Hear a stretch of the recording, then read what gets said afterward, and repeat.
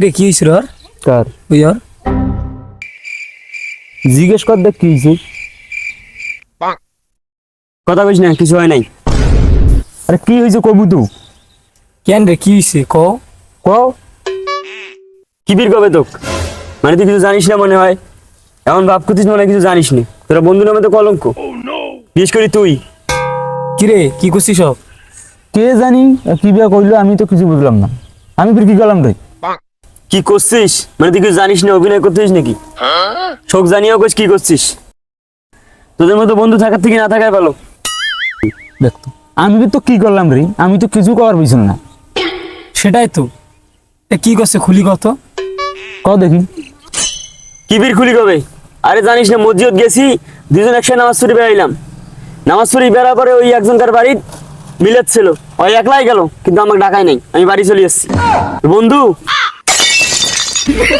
কিরে নামাজ পড়ে গেলি, ফিরক নিয়ে গেলি না মিলাদের সময়, এটা তুই কি কাজটা ঠিক করছিস কত? আমি সেটাই করছি ভাই, এরা বন্ধু নামে কলঙ্ক, এদের সাথে বন্ধুত্ব রাখা যাবে না ভাই। একলা একলা মিলাদ খেতে একবার ডাকাইও না। কেমনে বন্ধুত্ব করিস এদের সাথে ক?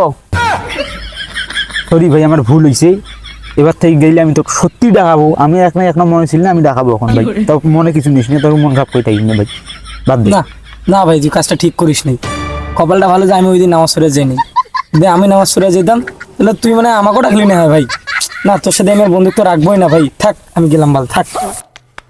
আর ভাই চলি আয়, এর সাথে বন্ধুত্ব হওয়ার কোনো মারে নাই। আয় আয় আয় চ। কেন যে এক ডাকাইলাম না, এটা খুব বড় ভুল হয়ে গেছে।